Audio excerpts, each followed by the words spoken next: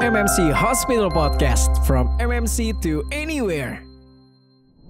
Halo Metro Friends, selamat sore semuanya. Welcome back to MMC Hospital Podcast. Saya dengan Dr. Alia Syafira, dokter umum di Rumah Sakit Metropolitan Medical Center yang akan menjadi host pada podcast kali ini. Topik podcast kita pada hari ini akan membahas mengenai rekonstruksi payudara dan lymphedema. Pada kesempatan kali ini, topik tersebut akan dibawakan oleh narasumber ahlinya, yaitu Dr. Dewi Aisyah Mukaromah, spesialis bedah plastik, rekonstruksi dan estetik, konsultan microsurgery dan onkoplasti. Dr. Dewi ini adalah seorang dokter bedah plastik lulusan dari Fakultas Kedokteran Universitas Indonesia. Dr. Dewi menjalani fellowship di International Fellow of Reconstructive Microsurgery Department of Plastic Surgery Asan Medical Center di University of Ulsan, Seoul, Korea, kemudian di International Travel Grant of American Society for Reconstructive Microsurgery Annual Meeting di Scottsdale, Arizona, USA, kemudian visiting doctor di Department Plastic Surgery MD Anderson Cancer Center di Houston, USA, dan Dr. Dewi ini juga menjalani Advanced Clinical Training ACT Program untuk Lymphatic Lymphedema Super Microsurgery di National Center for Global Health and Medicine NCGN Department of Plastic Reconstructive Surgery, Tokyo, Jepang. Selamat sore dokter. Selamat sore dokter Alia. Apa kabar dokter? Alhamdulillah, terima kasih atas undangannya. Baik dokter. Nah, hari ini kita akan membahas mengenai topik yang cukup menarik ya dokter, dan khususnya untuk kita perempuan pastinya kita harus mengetahui terkait ini lebih lanjut lagi, seperti itu ya.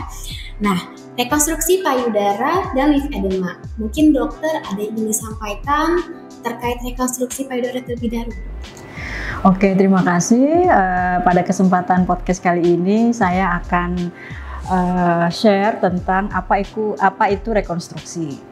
Jadi rekonstruksi itu adalah memperbaiki dari yang rusak akibat pengangkatan pasca kanker, akibat trauma misalnya, akibat kelainan bawaan. Jadi dia untuk memperbaiki, merepair dari yang tadinya cacat atau akibat salah satunya yang sering kita tangani di rumah sakit MMC ini akibat setelah pengangkatan kanker, sehingga direkonstruksi, diperbaiki sehingga sama menyerupai dengan bentuk mendekati normal, sehingga pasien mempunyai kualitas hidup lebih baik. Secara psikologis tentu akan sangat baik untuk pasien. Jadi rekonstruksi itu beda dengan estetik. Estetik itu pasien sehat dioperasi. Tapi kalau rekonstruksi, ini perlu saya garis bawahi ya karena berkaitan dengan asuransi, itu pasien yang didasari oleh penyakit. Ada sakit, setelah sakitnya diobati, dibuang sehingga dia mengalami luka, ada defek, dan defek itu ditutup, diperbaiki bentuknya, ditutup dengan jaringan dari tempat lain untuk membentuk payudara yang mendekati normal, sehingga pasien bisa mempunyai kualitas hidup lebih baik. Tujuan rekonstruksi itu meningkatkan quality of life pasien ya. Nah, pada rekonstruksi payudara itu banyak macamnya. Satu, seberapa besar volume yang hilang.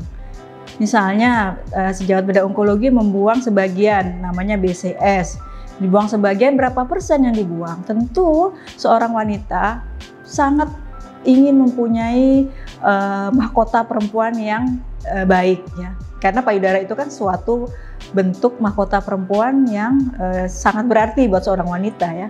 Nah, misalnya itu dibuang karena penyakit kanker, ya tentu kita ingin supaya selain penyakitnya juga diobati, bentuknya dikembalikan seperti semula.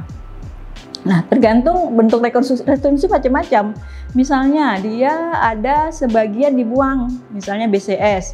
Nah, BCS itu kan sebagian, tidak semuanya dibuang. Volume ada yang hilang. Nah, berapa persen volume yang hilang? Nah, kita pilihan rekonstruksi itu banyak. Kalau misalnya hanya satu kuadran 25% misalnya atau 30%, nah itu kita bisa ambil dari sekitarnya. Misalnya payudara kan paling dekat dengan punggung. Bisa dari punggung kita ambil sehingga porsi volume yang hilang itu bisa dikembalikan ke bentuk semula.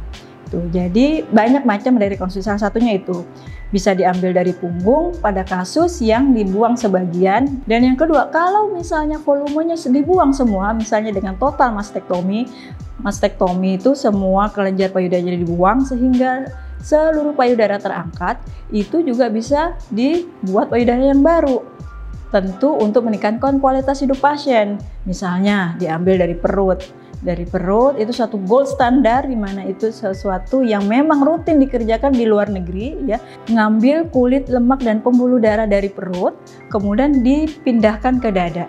Itu dengan teknik namanya bedah mikro. Jadi disambung pembuluh darah, kulit, lemak yang ada di perut itu dipindahkan, disambung ke area dada, di pembuluh darah yang di dada, sehingga bentuk payudaranya satu, karena kenapa dari perut? Karena lemak di perut itu mempunyai struktur yang sama dengan lemak di payudara. Jadi sehingga bentuknya akan sama dengan sisi yang sehat.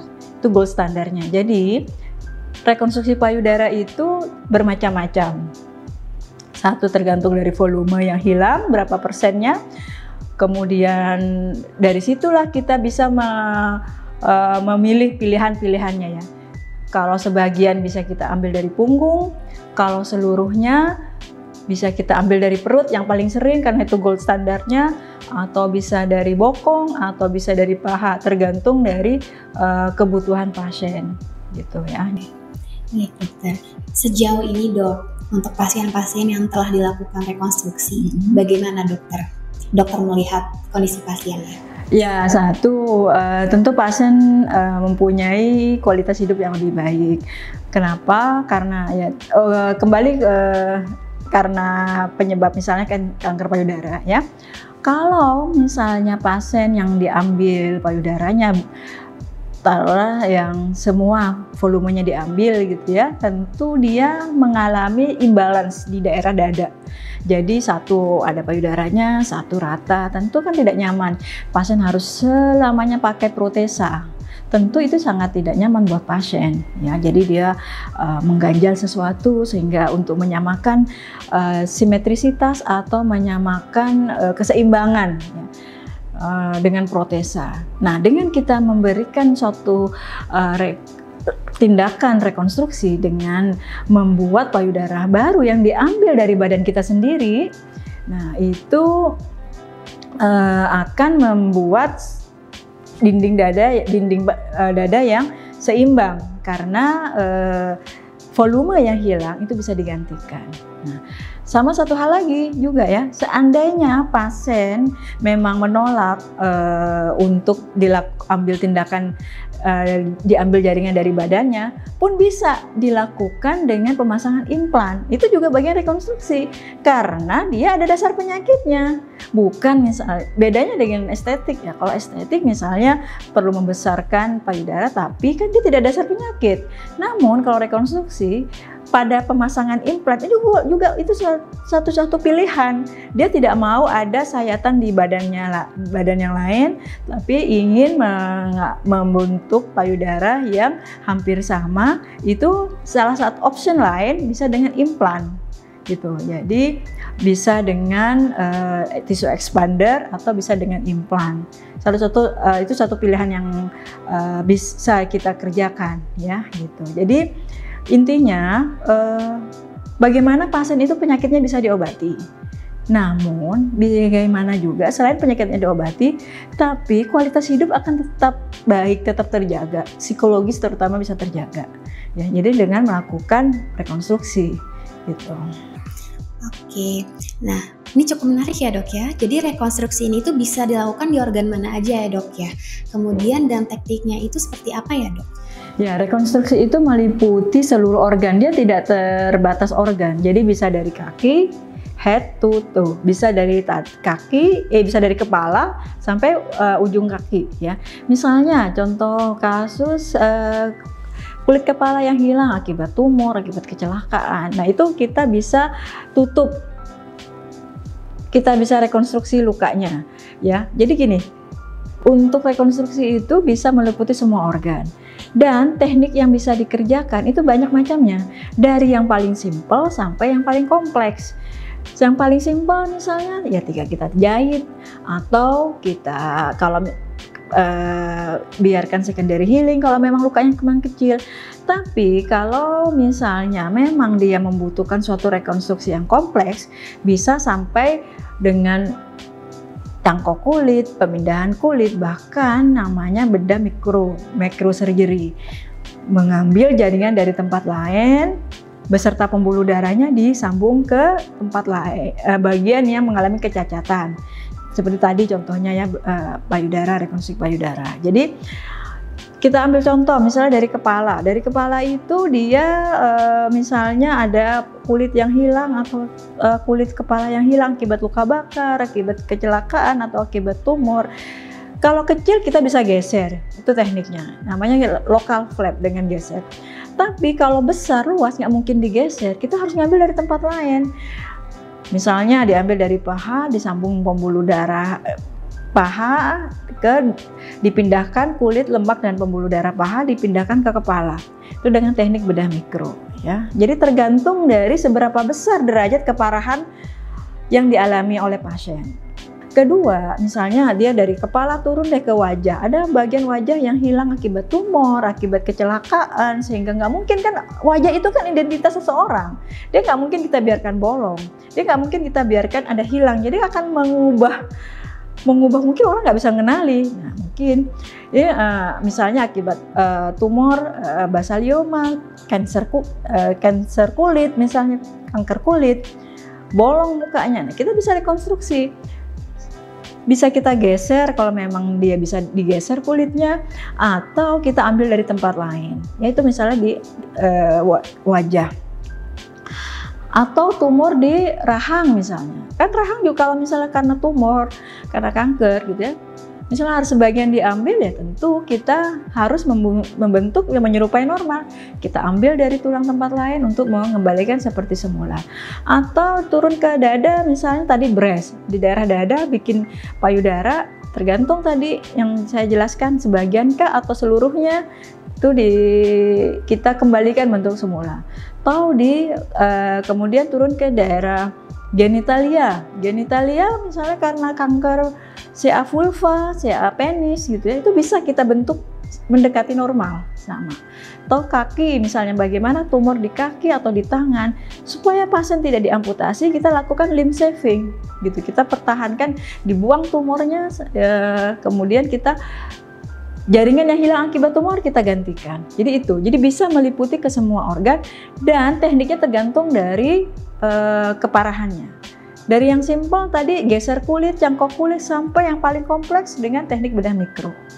Seperti itu. Ya, jadi bedah mikro itu memang suatu kemajuan, dan di kita ada mikroskop yang memang sangat baik untuk bisa bagaimana kita bisa menyambung pembuluh darah yang kecil, ukuran 1 mili atau kurang dari 1 mili, bahkan 0, sekian, itu bisa kita sambung gitu dengan teknik bedah mikro atau super mikro.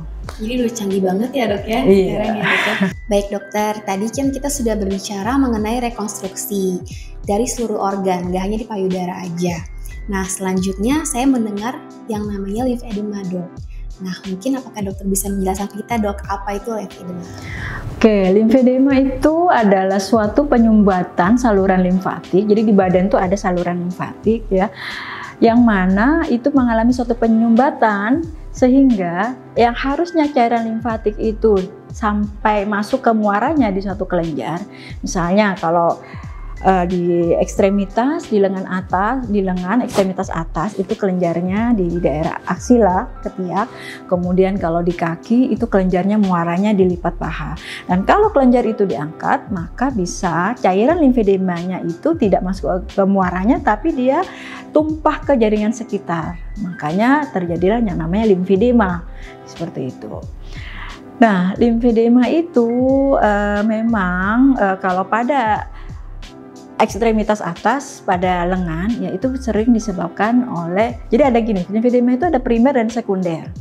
Kalau yang primer itu biasanya bawaan, ya. Yang sekunder, salah satu paling sering itu disebabkan pasca pengangkatan kanker. Ya. Kalau pada ekstremitas atas itu pada lengan ya, lengan bengkak. Ya. Jadi salah satu contoh klinis gejala dari limfedema itu, satu, misalnya pada lengan atau kaki ya, ekstremitas itu bengkak. Selain bengkak, pasien tense, nggak nyaman, kenceng ya. Pada lama-lama, makin lama dia tidak bisa masuk baju yang biasa dia pakai, merasa kesempitan bajunya atau celananya ya. Kemudian ya lama-lama kalau misal dibiarkan, dia akan mengeras kulitnya dan tentu akan menjadi suatu stadium yang lebih lanjut yang sangat mengganggu pasien, mengganggu kehidupan pasien sehari-hari. Ya, itu gejala klinisnya. Jadi kalau pada itu contoh gejala klinis yang timbul ya. Nah, kalau pada ekstremitas atas dia biasanya paling sering disebabkan oleh kanker payudara. Karena misalnya pada pasien yang ada kanker payudara, kemudian dilakukan pengangkatan kelenjar, kemudian dilakukan radiasi, itu faktor-faktor pencetus yang bisa menimbulkan limfedema. Ya. Jadi pasien yang diradiasi itu dan diambil kelenjar kemudian diradiasi, ada tendensi yang besar untuk terjadi limfedema. Nah, makanya perlu kita pasien untuk memeriksakan diri di awal setelah selesai radiasi. Jika ada gejala-gejala yang mungkin tangannya tidak nyaman, berat, tense, itu perlu kita lakukan pemeriksaan. Ya. Itu pada tangan ya. Jadi sering pada kasus breast cancer. Nah, pada kasus kaki, limfedema yang bengkak di kaki itu biasanya sering pada kasus kanker ginekologi, CA ovarium, CA cervix ya. Karena kelenjarnya diangkat itu bisa mengalami pembengkakan di daerah kaki. Gitu ya. Jadi tadi yang saya jelaskan, jadi karena cairan tidak sampai ke kelenjar sehingga dia tumpah ke jaringan sekitarnya, ke jaringan interstisil, makanya terjadi pembengkakan. Nah, tadi di lengan atas sudah saya jelaskan. Nah, kalau pada di kaki hampir sama prosesnya. Ya, jadi biasanya karena pembengkakan disebabkan oleh kanker daerah ginekologi atau urologi ya, misalnya CA testis ya, yang kelenjar, intinya kelenjar, ada bagian kelenjar yang diangkat, atau sarkoma yang dilakukan limfadenektomi, kelenjarnya diangkat sehingga kakinya mengalami pembengkakan. Kemudian selain kanker yang penyebab limfedema bisa juga karena infeksi kronis. Bisa karena infeksi kronis, bisa karena trauma. Itu bisa menyebabkan limfedema juga.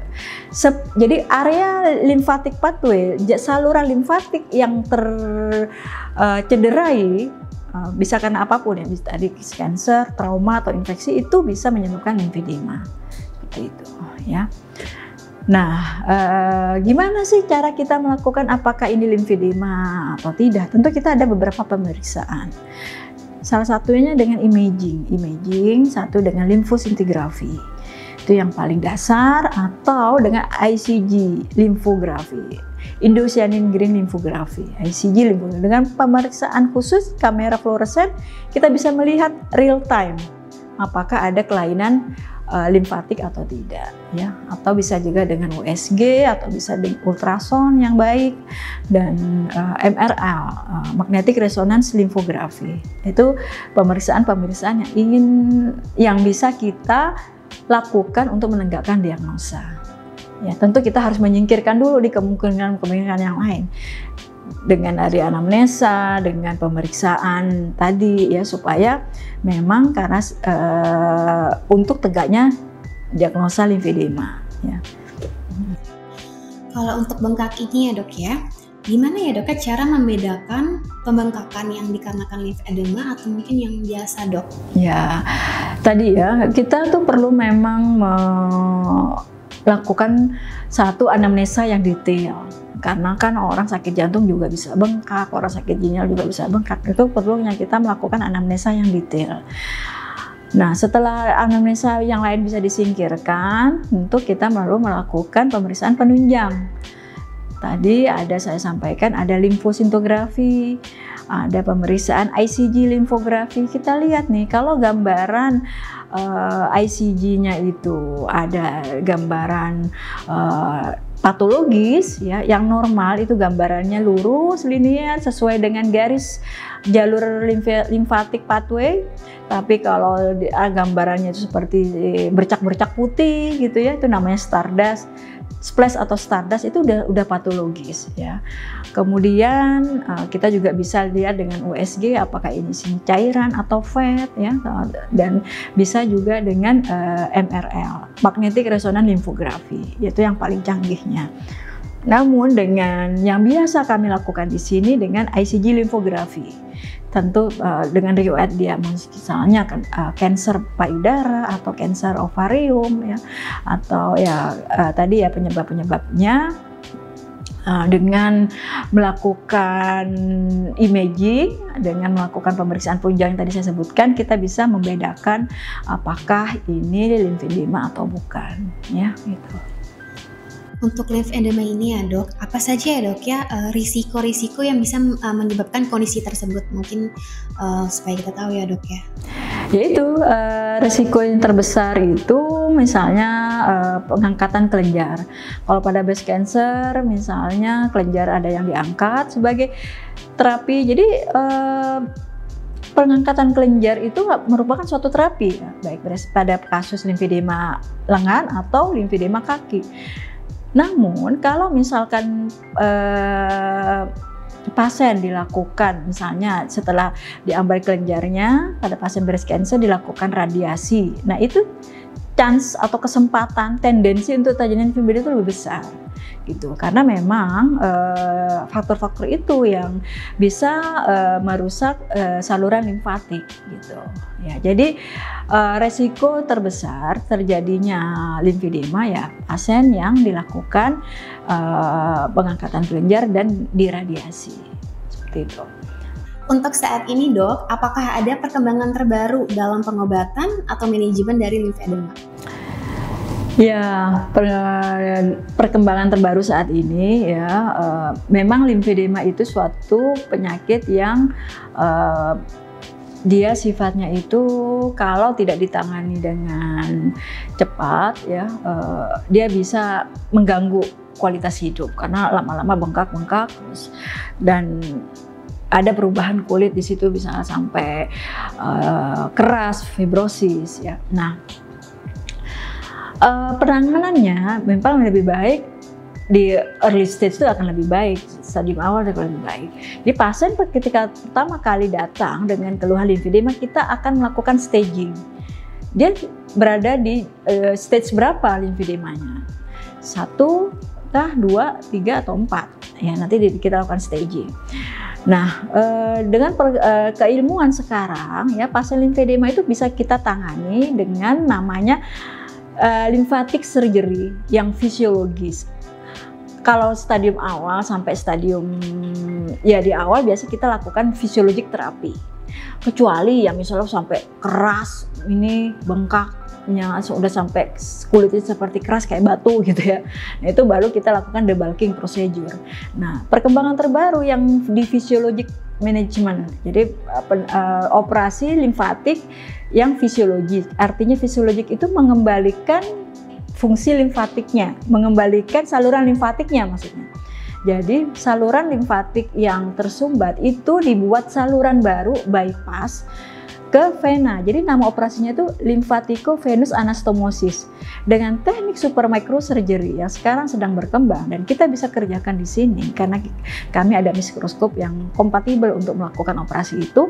Jadi kita bisa menyambung pembuluh darah limfatik yang ukurannya itu 0,8 atau lebih kecil atau bahkan 0,5 atau lebih kecil ya, disambung ke vena, ke venula, ke vena yang kecil, sehingga limfatik yang tadinya itu tidak ada penyaluran yang jadi disambung ke vena di sekitarnya, sehingga ada saluran baru harapannya gitu ya. Jadi lymphaticovenous anastomosis, penyambungan saluran limfatik ke saluran vena gitu untuk membantu limfatik pathway-nya, untuk membantu yang tadinya limfatik pathway terganggu dilakukan bypass penyambungan dari limfatik ke vena. Terus prosedur operasi yang fisiologik ya. pertama itu. Yang lain operasi yang untuk limfedema yang fisiologik itu dengan melakukan lymph node to vein. Jadi lymph node kelenjar itu disambung atau di cairannya disalurkan ke vena. Jadi limfatiknya itu lymph node-nya itu disambung dengan teknik microsurgery ke saluran limfatik. Jadi intinya dibuat saluran baru, ya. Limfatiknya disambung ke vena, lymph node-nya disambung ke vena. Ada juga yang dengan lymph node transfer. Karena memang dia saluran limfatiknya sudah rusak gitu ya. Kemudian dengan mengambil kelenjar lain dari tempat lain, kita bisa merangsang terbentuknya limfangiogenesis, merangsang saluran baru dari limfatik, ya, untuk sebagai terapi dari limfedema itu. Jadi perkembangan keilmuan sekarang itu seperti itu. Jadi lymphatic surgery, lymphedema surgery itu sekarang sedang berkembang yang bisa kita kerjakan di sini. Jadi intinya bagaimana pasien yang mengalami pembengkakan itu bisa kita tangani sehingga pasien tidak jatuh ke stadium yang lebih berat lagi, seperti itu. Jadi prosedurnya bisa fisiologik surgery atau dengan ablatif atau debulking surgery, seperti itu. Nah, limfedema sendiri itu tidak terbatas pada surgeon penanganannya, tapi kita bersama dengan tim dari fisioterapi. Jadi fisioterapi pada penanganan limfedema itu juga penting. Jadi pasien baik sebelum dan sesudah dilakukan operasi limfedema, kita bersama dengan tim rehabilitasi medis dengan fisioterapi menjaga supaya operasi kita itu hasilnya baik, karena dia tidak hanya operasi pendekatannya tapi juga dengan rehab medik dengan fisioterapi itu. Jadi untuk outcome yang baik itu surgery dan fisioterapi itu sangat penting pada penanganan limfedema. Jadi setelah operasi yang pastinya pasien akan menjalani terapi yang komprehensif ya, dok? Ya, jadi selain operasi komprehensif dengan fisioterapi. Wah, ini cukup banyak ya informasi yang kita dapatkan hari ini dari rekonstruksi, kemudian lymphedema. Nah, selanjutnya nih dok, kan yang pastinya ada banyak info-info yang beredar di masyarakat seperti itu. Nah, kami butuh bantuan dari dokter untuk menjawab semua ini, dokter. Iya, boleh. Siap. Baik. Nah, saya izinkan baca yang pertama ya, dok ya. Yang pertama, semua operasi payudara dapat menyebabkan lymphedema. Mitos atau fakta, dok? Ya, tidak semua, tergantung dari tindakan yang dilakukan. Kan pengambilan kelenjar itu kan juga selektif, ya, dengan teknik dari bedah sejawat onkologi dia juga selektif mengambil kelenjarnya dan untuk mengurangi resiko, ya. Jadi tidak semua, tidak selalu menyebabkan lymphedema. Oke dokter, selanjutnya nih dok. Lymphedema dapat disebabkan oleh berbagai faktor lain seperti infeksi, trauma, atau kelainan bawaan pada sistem limfatik. Mitos atau fakta, dok? Betul, karena lymphedema itu bisa primer, bisa sekunder. Primer tadi disebutkan bisa karena bawaan, atau sekunder tuh bisa karena selain karena kanker, bisa juga karena trauma, bisa karena infeksi, yang mana itu bisa sepanjang dia merusak saluran limfatik itu bisa menyebabkan lymphedema. Yang selanjutnya dok, lymphedema adalah kondisi kronis yang biasanya tidak bisa disembuhkan total, tetapi gejalanya bisa diatasi dengan terapi fisik, kompresi, dan perawatan lainnya. Mitos atau fakta, dok? Ya, memang lymphedema itu tidak hanya pembedahan, tapi juga ya, untuk penanganannya dengan rehab fisioterapi, ya. Pada pasien-pasien yang stadium early, yang awal, ya, misalnya stage 2. Memang awalnya bisa dilakukan dengan konservatif treatment. Namun kalau dengan konservatif treatment tidak membaik, bisa kita kerjakan pembedahan dengan functional surgery. Tadi yang saya jelaskan dengan LVA, lymphaticovenous anastomosis atau lymph node to vein gitu ya, anastomosis gitu. Jadi selain pembedahan juga perlu dilakukan manajemen dengan fisioterapi. Baik. Wah, sangat banyak ya informasi yang kita dapatkan dari Dr. Dewi hari ini. Mulai dari yang pertama rekonstruksi, kemudian lymphedema, kemudian terakhir dari mitos dan fakta yang beda di masyarakat ya dok ya. Semoga informasi pada hari ini dapat membantu dari pasien-pasien kita, Bapak Ibu semua, untuk memahami terkait semua hal tersebut lebih lanjut lagi. Mungkin dari Dr. Dewi, apakah ada yang disampaikan lebih lanjut lagi dokter untuk kita sebelum kita akhiri segmen kita?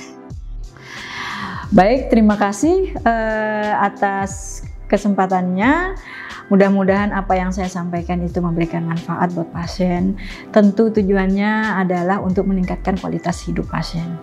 Jadi pada dasarnya jika kita ada mengalami kanker apapun itu ya di daerah manapun, itu periksalah ke dokter. Bisa ke dokter sehingga mendapat penanganan yang komprehensif. Dan jangan takut, berobat kanker itu bisa diobati. Penyakit kanker itu bisa diobati, dan tentu kualitas hidup juga bisa dipertahankan. Jadi tujuannya kita melakukan rekonstruksi itu, pasien penyakitnya bisa diobati dan kualitas hidupnya bisa dipertahankan, kualitas hidupnya bisa dijaga, karena apa yang hilang itu bisa dikembalikan mendekati sempurna, mendekati seperti semula. Dan untuk kasus-kasus limfedema, baiknya juga berkonsultasi ke dokter supaya penanganan di awal itu akan lebih baik dibandingkan dengan kita datang dalam keadaan yang sudah lanjut. Mudah-mudahan pengetahuan tentang rekonstruksi, pengetahuan tentang limfedema itu akan mencerahkan kita bahwa pemeriksaan di awal itu akan lebih baik hasilnya, dan tentu penyakit yang terdapat pada suatu pasien itu bisa ditangani, penyakitnya bisa diobati, dan kualitas hidup pasien akan bisa dikembalikan. Secara psikis pasien akan jauh lebih baik. Terima kasih Sobat Metro Friends semuanya. Oke, baik, terima kasih banyak Dr. Dewi. Baik, mungkin untuk podcast kali ini kita sudahi. Sampai jumpa untuk Metro Friends di podcast kita di yang lainnya. Terima kasih.